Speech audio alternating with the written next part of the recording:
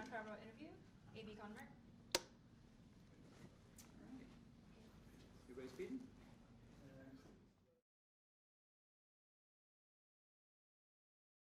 So I was the deputy speechwriter for John Kerry, and at the 2004 convention in Boston, my job was to be backstage at the convention and look over a lot of the speeches of the various speakers at the convention and make sure that the message of those speeches was consistent with the Kerry campaign.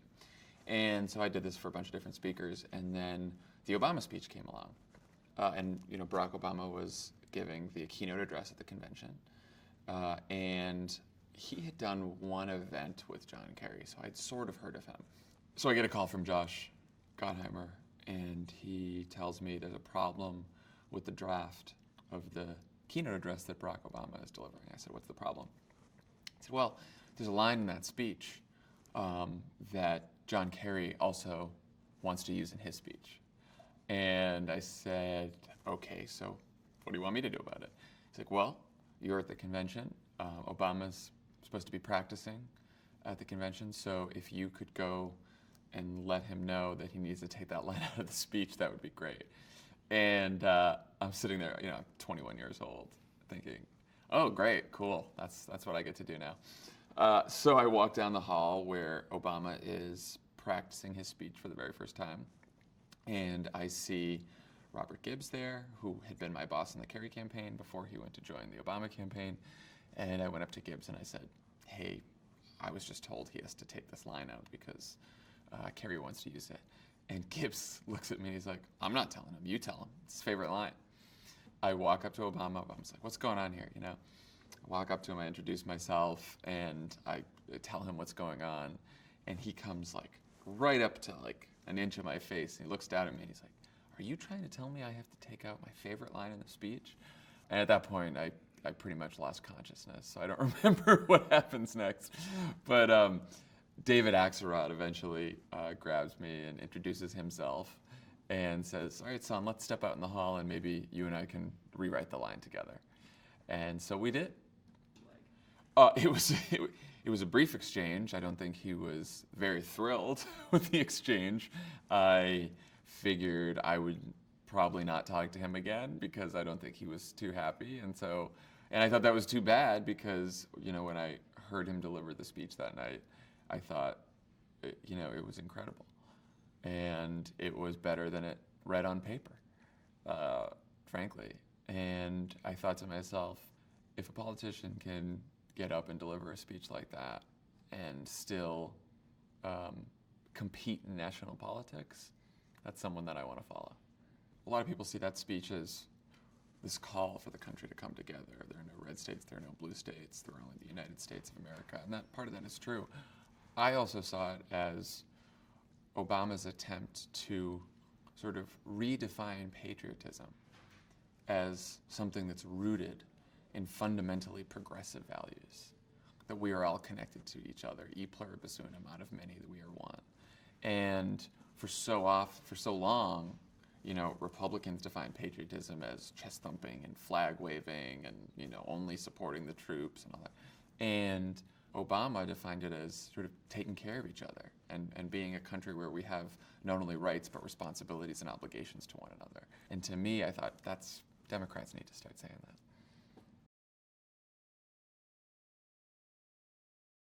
At the beginning of that speech, he talks about how his story is an unlikely story. He talks about a father from Kenya, a mother from Kansas, and he says that his story is a story that can only happen in America. He did not have the typical experience of an African American in the United States. He also didn't have the typical experience of a white American in the United States. And so I think because of that unique background, his views on race, his experience with race, was different than black politicians or white politicians. He talks about his race, which is, and his background, and his name, which are all unusual, as not apart from the American story, but quintessential to the American story. And I think that was a different way of talking about race. So Kerry loses, Obama wins.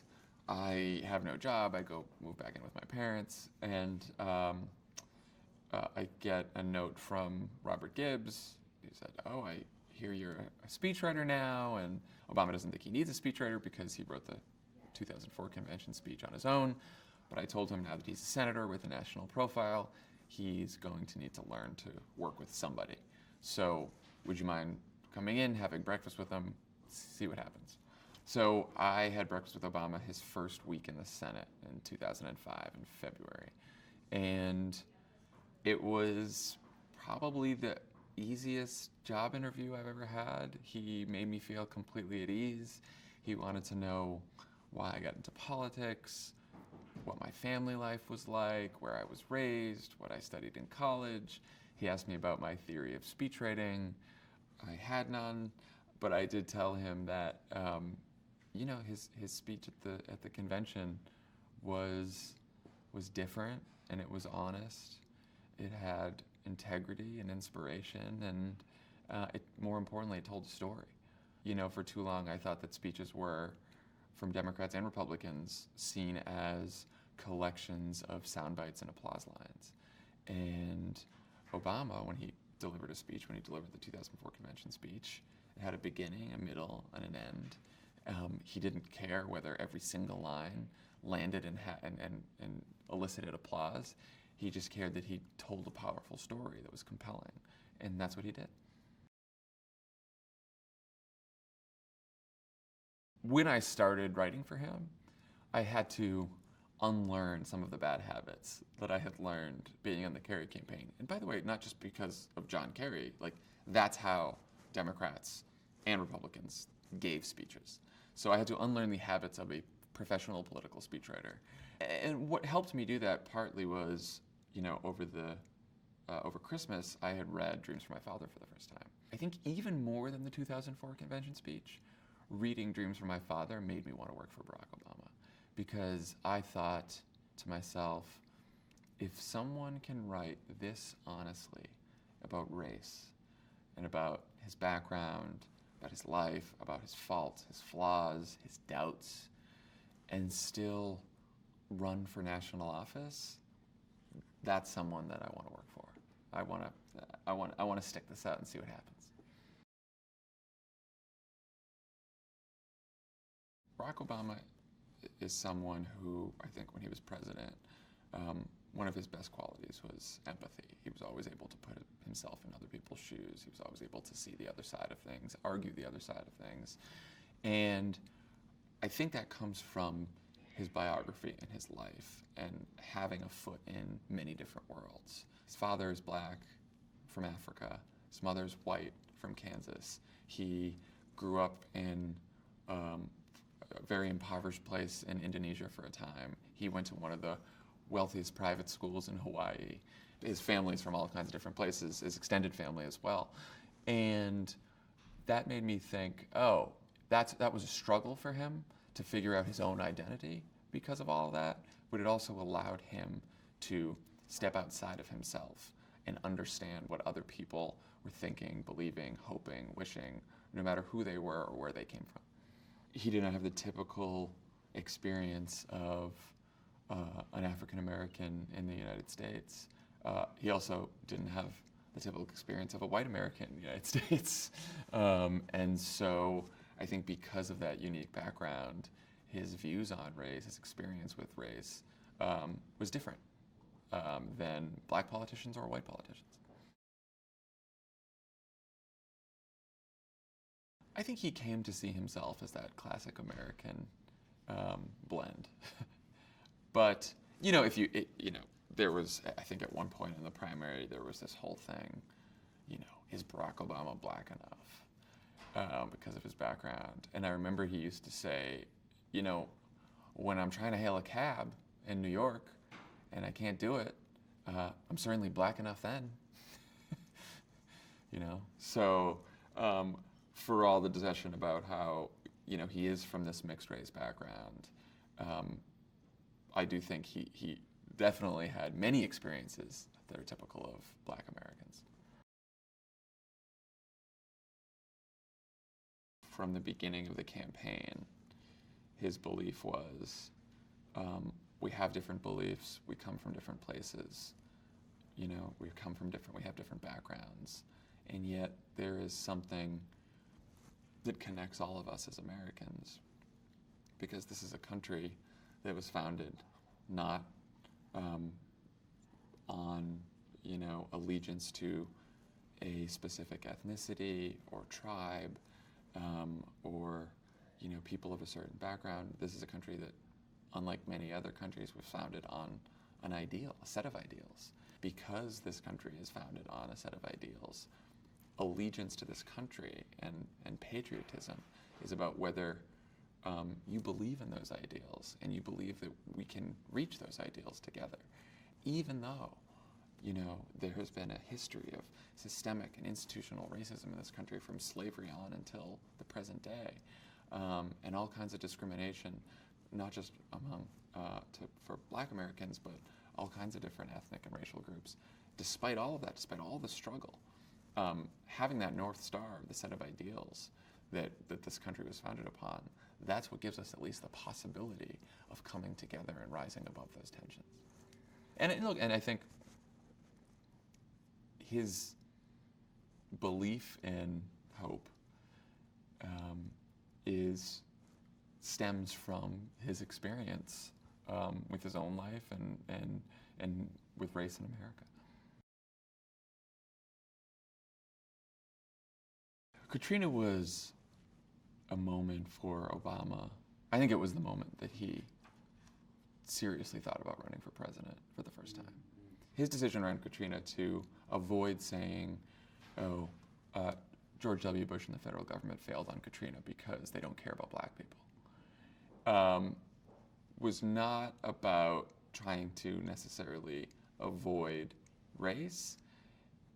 It was to show people that it was a much bigger, more systemic problem. And so he said what it was more about, it was institutional racism, it was systemic racism. And I remember he used to say this all the time, like the idea that the federal government thought that a Category 5 hurricane is coming and a bunch of people who live in poverty in New Orleans and in the surrounding areas can just gas up their SUV, put a bunch of food and water in the back of the truck, and take off to go hang out with their relatives in some nice home. That's larger than just specific discrimination. That's a bigger systemic issue. Throughout his presidency, throughout his career, he wanted people to focus on the bigger structural problems that this country faces that don't necessarily have easy answers.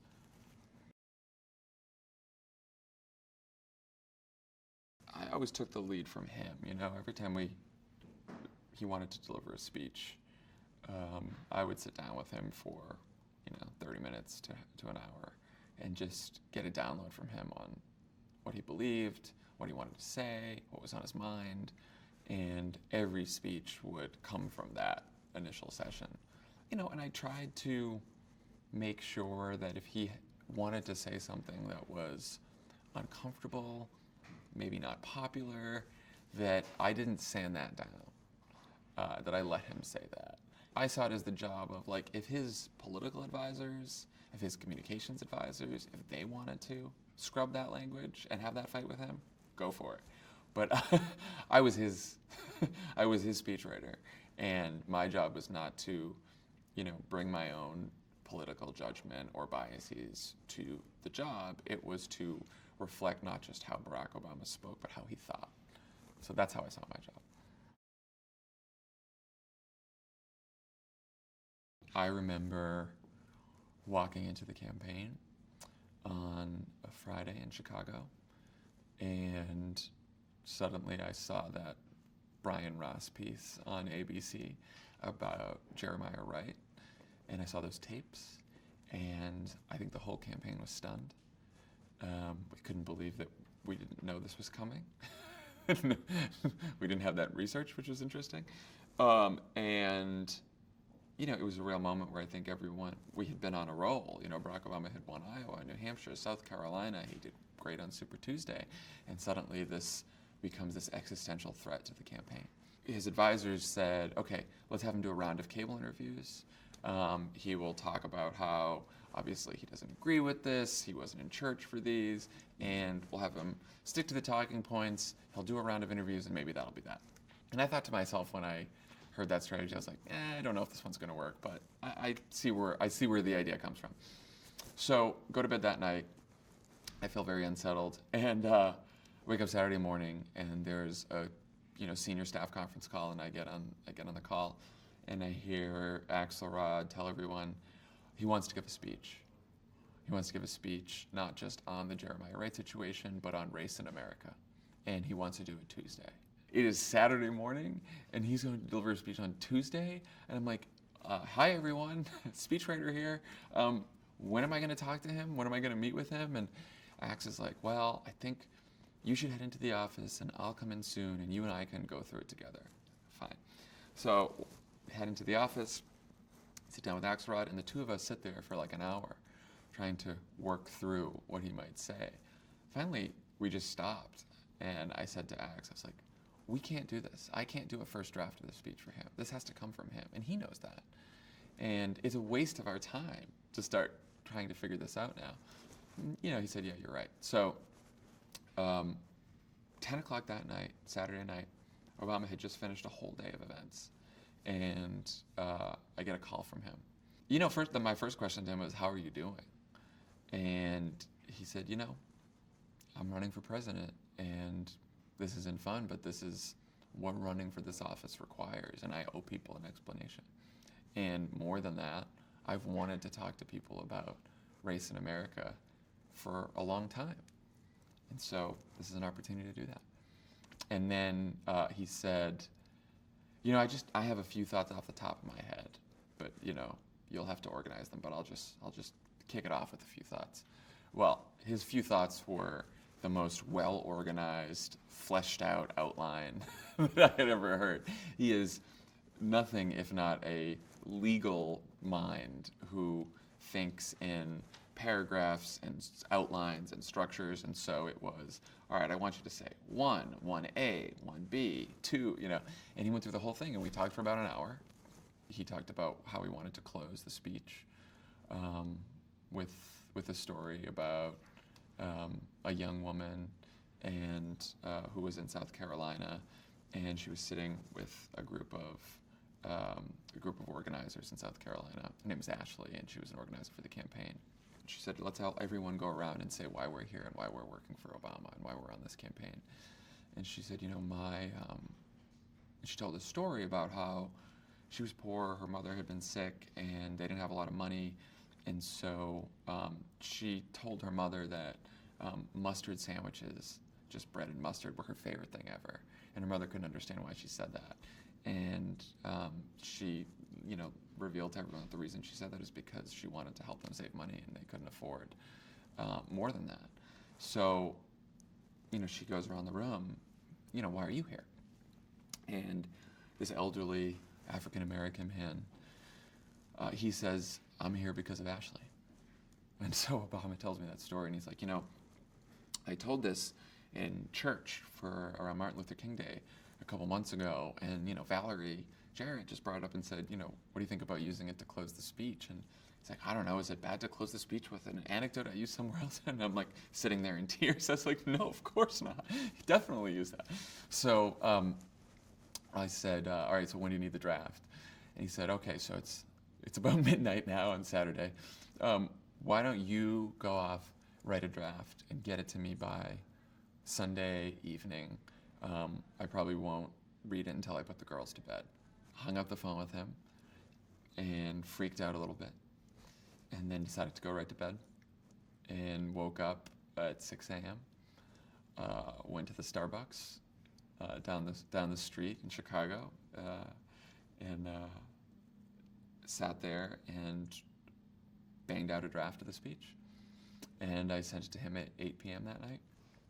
And at 3 a.m., I got an email from Obama with the draft of the speech with all track changes. And he'd done quite a bit of work on it. There was a lot more blue track changes than there was typing from me. And so then that Monday, I took all of his edits. I made more edits. I made cuts. I did edits. And then that night, sent it back to him. He sent another draft back. Again, it was like 3 or 4 in the morning. And he sent it to me, Valerie, Pluff, Axelrod. And he said, here's what I want to say. No one is allowed to make any substantive changes to this. Favs can make edits for language and grammar and edits and whatever else, but this is what I want to say. And that was the speech. And he delivered the speech that day, and it was in the middle of the day, and a bunch of cable stations took it, but that was about it. And I remember a lot of the pundits afterwards said, wow, it was an amazing speech, but what's he doing it given in the middle of the day? Who's going to see this speech ever? How's this speech going to travel? And, of course, we know now that it was one of the most watched speeches that he's ever delivered. And he called me after the speech, and he said, I don't know if I can win the presidency delivering a speech like I just did, but I also know that if I decided not to give that speech, I don't deserve to win the presidency. And so we'll see if it works. He was on the road, and I was back at headquarters, so I didn't talk to him a lot about that, but I know from talking to folks that I think it was one of the hardest parts of the campaign for him, and it was profoundly sad, because this is someone who baptized his children, who he named his book after one of Wright's, a phrase from one of Wright's sermons, The Audacity of Hope. He writes in Dreams from My Father about how Wright sort of introduced him into, Christianity as sort of a means for social justice, to work for social justice. It was very hard, but he also had to do it it went beyond political reasons. It was because he fundamentally disagreed with Wright's views of America, even as he understood why Wright had those views and why some Black Americans could hold those views. He understood that, but he saw the country differently. He saw race differently than that. I think one the thing that people don't understand is Barack Obama was always very clear-eyed at the beginning that his election was not going to usher in some era of post-racial harmony. He was very clear-eyed about that. And, people don't always know that because they think, oh, the language was all hope, change, and unity, and he thought everything was going to be wonderful. He didn't. He knew how tough it was. He knew the tensions that existed. He knew the systemic racism that we deal with in this country every day. But his belief was the only way to respond to that is either to do nothing or complain or be pessimistic or be cynical or to hope that you can make it better and work towards making it better. That was his belief. It's funny, he never talked to me about running for president. No. I sort of knew, but it was such a closely held secret, and I was a kid at the time, so the adults did their thing. In the Senate office, it was Robert Gibbs, the communications director, and then next to Gibbs was Tommy Vitor, and I sat next to Tommy, and Alyssa Mastromonaco sat there, and Alyssa and Tommy and I, we thought we were like the kids.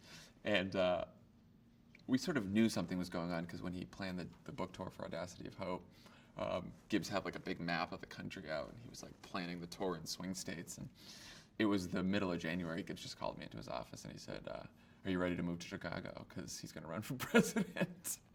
And then he said, can you be out there right after the announcement speech in early February? And I said, okay, great. And the next time I talked to Obama, we were working on the announcement speech together.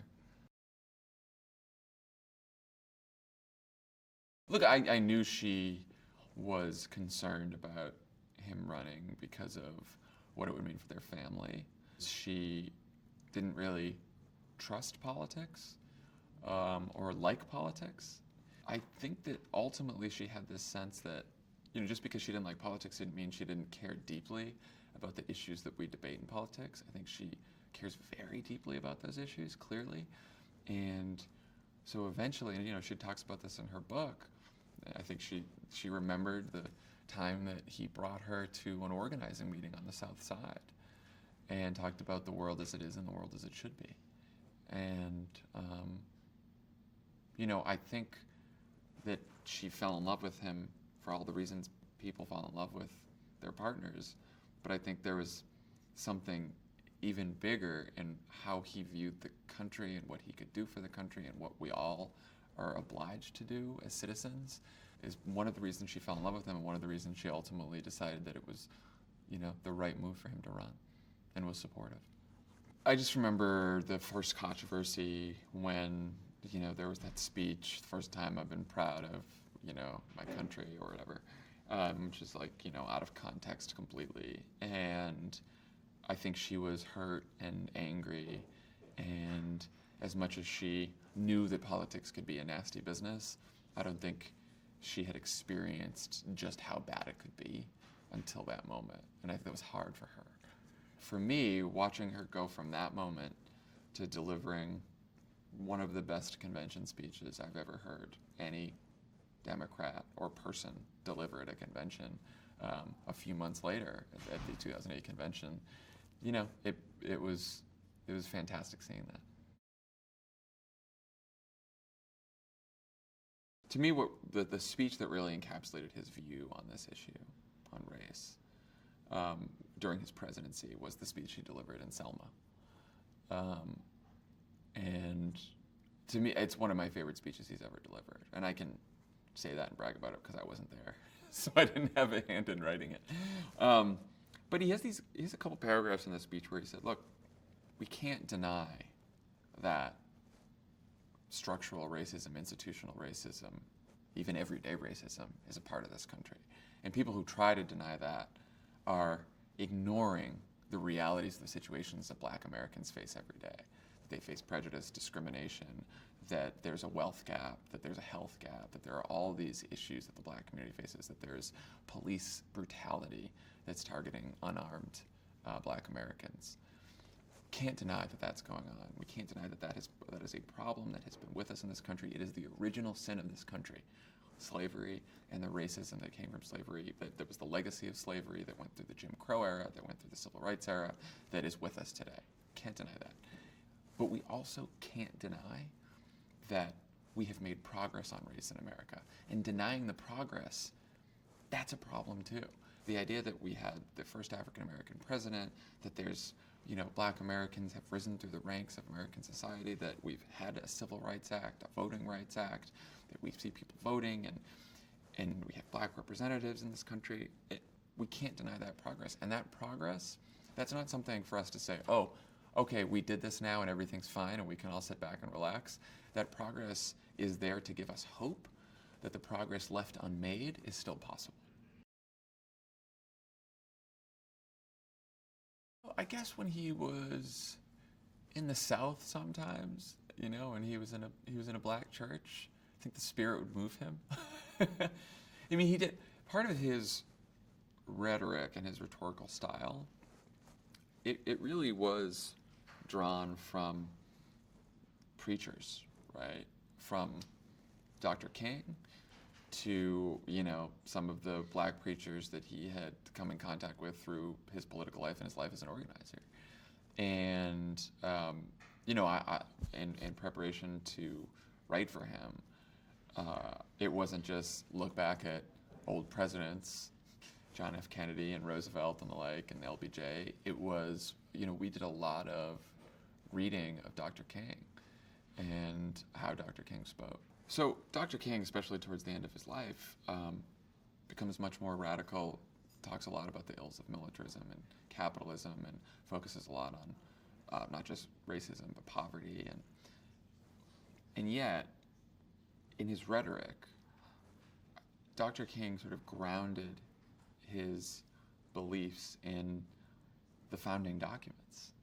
Founding documents, by the way, that, obviously were written and signed at a time when slavery was legal. But yet he saw in those documents the promise of America. He talked about the need for equality because equality was based in the founding documents, that freedom was based in the founding documents. And that rhetorical style, where King is fighting injustice and inequality and racism, and yet doing so by saying, if you look at these documents, if you look at how this country was founded and what the ideals this country was founded upon, we're owed this.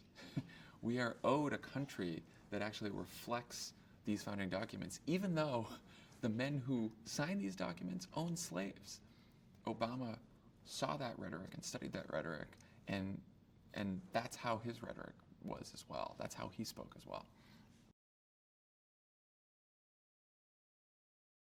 I think the right-wing attacks on him as, the Kenyan Muslim imposter, I think he didn't take them super seriously.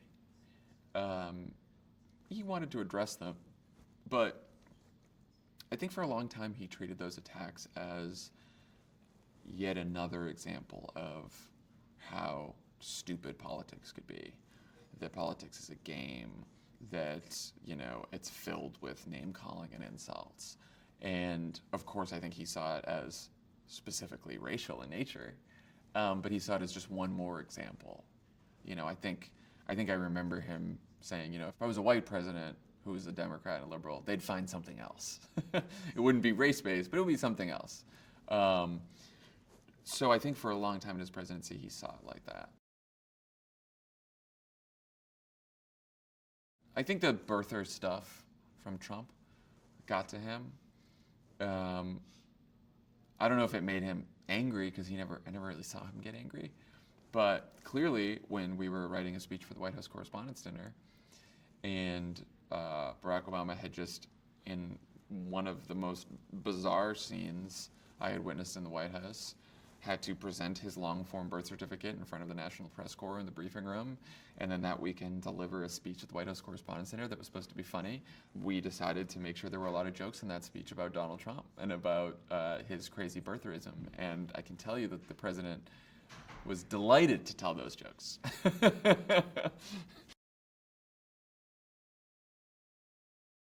When the birther thing happened, I do not think Obama or any of us saw Trump as someone we had to watch out for. I don't think anyone in the country did. I do think he saw Trump's birtherism as emblematic of sort of a larger right-wing push to delegitimize him and his presidency. Certainly, I think the fact of Obama's election triggered a backlash among certain white Americans who have racial resentment. And I don't know if the fact of his election did it for everyone, but the response to his election by Fox News, the right-wing media, right-wing politicians, I think poured gas on the fire. And they used his presidency to tell a lot of white Americans his presidency is for people who look like him and not people who look like you. And that is a deliberate strategy. That is what the people who run Fox News did to this country. The night of the election was a surreal experience that I'll never forget. I was incredibly nervous, as I always am around every election, win or lose. And I don't think any of us had really grasped that this was going to happen. Because remember, he was up in the polls by then. It wasn't super close then. And yet, none of us allowed ourselves to believe that it was going to happen because, oh my God, it's not just that Democrats are going to win. It's that this Democrat's going to win, who we believe in so deeply, and that he's going to make history. I remember sitting in headquarters, and the states start coming in, and we're doing well, and we're winning. We won a few swing states early. Still hadn't called Ohio. And then I had the draft of the election night speech, the win speech. We had a loss speech, too. But I had a draft of the win speech ready, and it looked pretty good for us. Obama called me, and I said, congratulations. And he said, do not congratulate me yet. It's not done yet. He said, but I think we're close enough that I will give you my edits to the victory speech. So we can do that. But no official congratulations. I make a few edits and hang up with them. And the speech ends with a story about a woman named Ann Nixon Cooper. And Ann Nixon Cooper is a woman from Atlanta, And CNN ran a story that day that said she stood in line for 3 hours to cast her vote for Obama. And the reason that was especially interesting is because Ann Nixon Cooper was 103 years old. We have her at the end of the story, and Tommy Vitor is next to me, and he said, we should probably give Ann Nixon Cooper a call and let her know that she's about to be in the story, about to be in the speech. And so we have our researchers find her number. I give her a call, and this frail, lovely woman answers the phone, and I tell her who I am, I tell her who I'm working for, and I tell her about this speech. And basically at the end of the speech, I tell her, well, we're going to talk about you waiting in line to vote. We're going to talk about your whole life story, because she grew up at a time when she couldn't vote because she was a woman and because she was an African American. And we sort of trace her entire life, her 100 years on this planet, and all the progress she saw in that time. Civil rights, workers' rights, women's rights, the right to vote, voting rights. And she lived through 2 world wars, a Great Depression, the Civil Rights era. And so I'm telling her all this, and she stops me and she said, "So will this speech be on TV?" And I said, "Yeah, it'll be on TV." And then I kept talking. She's like, "What channel will it be on?" And I said, "All the channels." And then she ended and she said, "I'm so proud of him. I'm so proud of us." And then she started crying. I did too. And then they called Ohio, and then we won.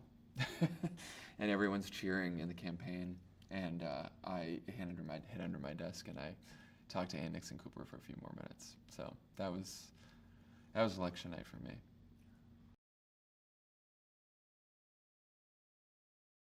The most frustrating thing about working for Obama was he's an incredible writer. He's an author. He knows what he wants to say. Trying to live up to that standard was tricky.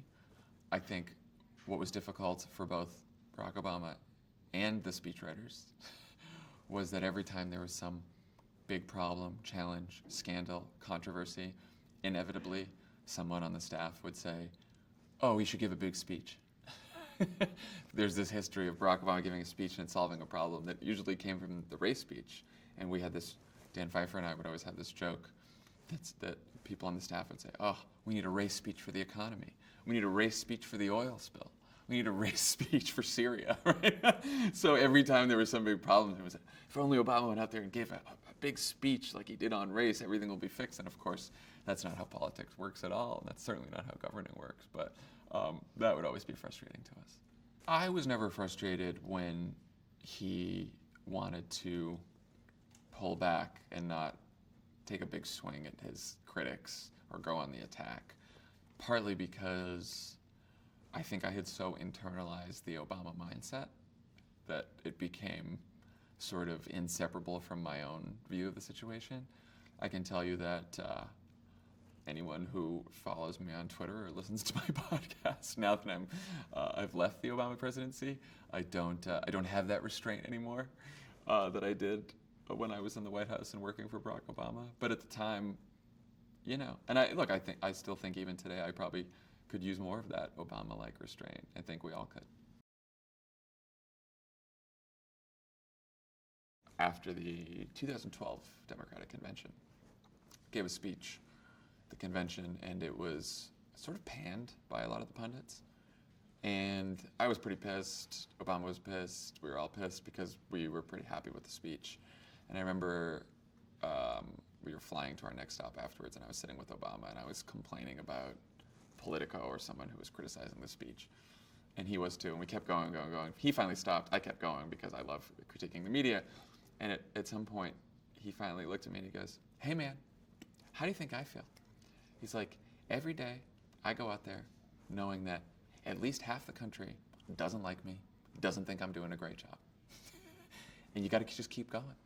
He's like, the presidency and being a leader is about getting all the facts, getting all the information, listening to as many people as you can.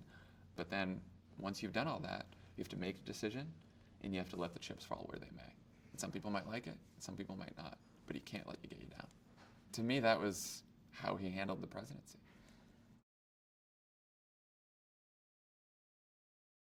every time we talked about healthcare and every time he pushed for the Affordable Care Act, he would talk about that African Americans are more likely to not be insured. They are more likely to pay more for insurance.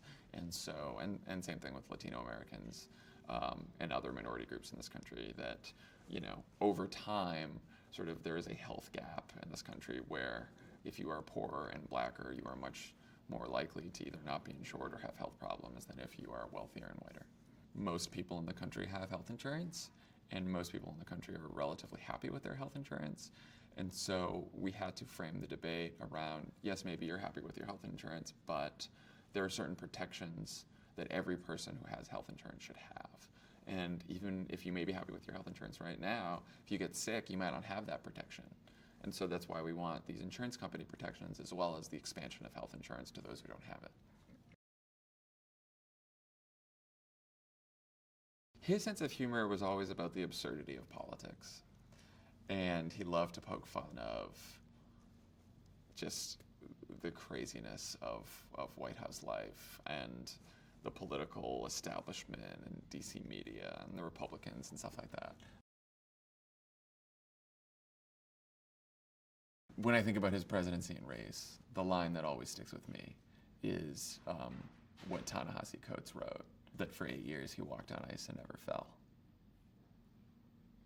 Which I think is, you know, probably the best way to sum up how he handled race in America as the first African American United States. And that everything was, you know, people always talk about how careful and cautious he was, and he was operating within an environment, a political environment, a social environment, where systemic racism still exists. Clearly, there's still plenty of prejudice and discrimination, as is evidenced by the fact that Donald Trump is our president now. That background was still there when Obama was president, and yet, you know, as he walked on that ice, he was still trying to make progress the whole time. And I think he did. And I think he would say that progress in this country has never come all at once. It's never come from one presidency. It's never come in one decade. It comes in fits and starts. I think, as he told a journalist once, you know, we're all out there trying to get our paragraph right. I think there's an entire generation of Americans who came of age during the Obama presidency. And for those young people, knowing that there's a time in this country where Barack Hussein Obama was elected to the presidency of the United States twice and presided over, you know, an economy that started in crisis and then ended in recovery, that made progress on race, on social issues, don't ask, don't tell, all the different things that he accomplished, knowing that progress is possible in this country, and that Obama's presidency was symbolic of that progress. That will give generations to come hope.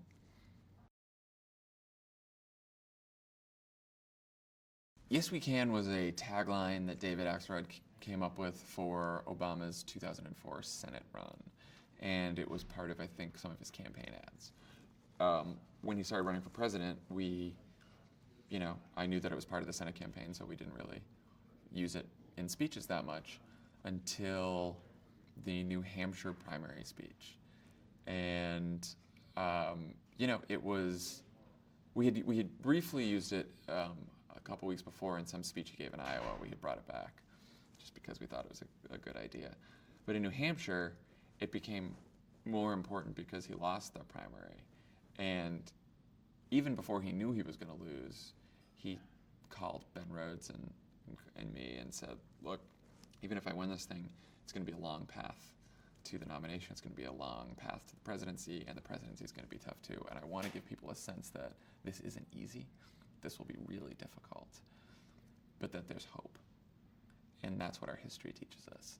And so in that speech, Yes, We Can was the answer given by immigrants, slaves, people who've come to this country, and pioneers, right? People who've come to this country and tried their hardest to sort of break out of the prejudices and the constraints that they faced, and tried to do better.